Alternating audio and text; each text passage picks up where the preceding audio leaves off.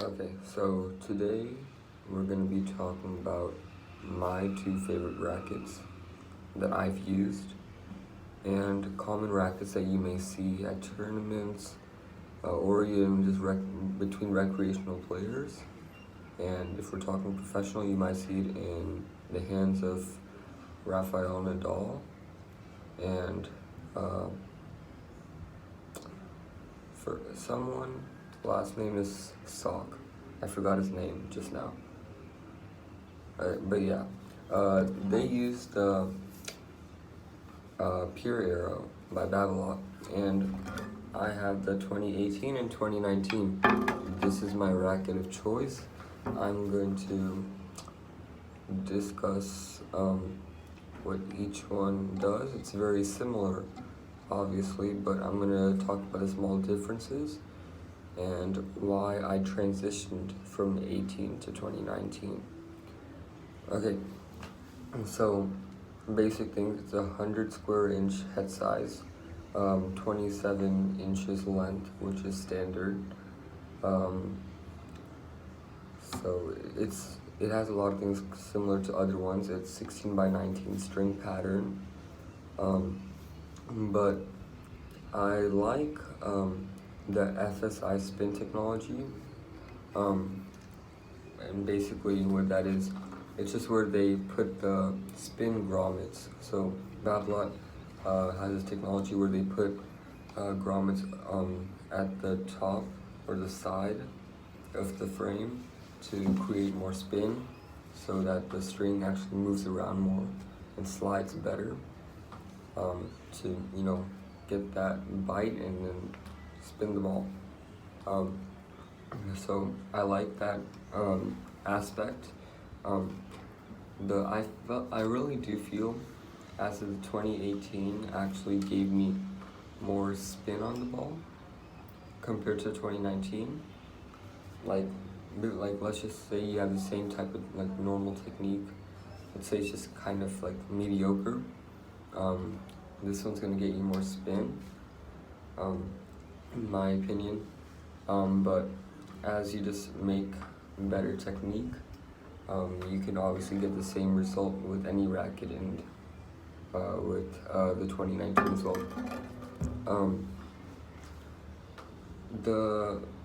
When you look at the specs, it says that this one is less stiff, and I do agree. I feel it has more comfort, that I don't really need a dampener unless I end up playing with the US Open ball, which is I just feel like the US Open ball is more stiff and it requires you to have a dampener, in my opinion. But you really don't need a dampener if you're comfortable playing with, if you're able to play with this racket without a dampener, you can easily play with that without a dampener, because this one is more stiff. There's very small changes. They changed the balance point on this one, and I feel as if it's heavier. I don't know, it's not heavier in reality, but throughout the swing, I feel as if this is heavier. I don't know if they changed the swing weight to make it higher for that reason, but just holding it and maneuvering it, not even a swing or anything, it feels heavier. So that's just what I think about it.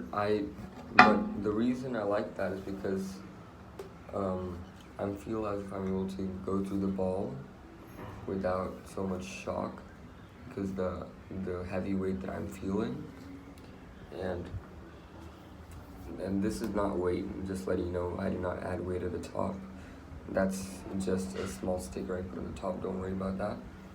But they play very similar. I just think this one has a little bit more power. I'm able to control the ball a little bit better, especially at the net.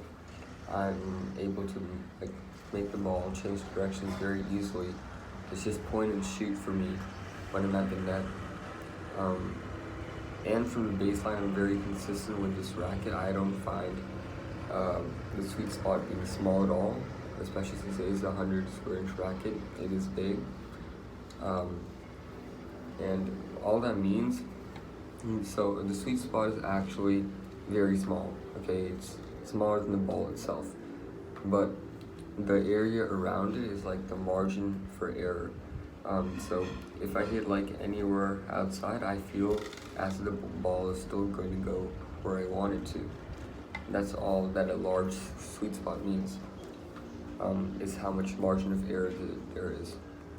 So this one has a very large one, so does this, but I just felt that I kept hitting the frame too much.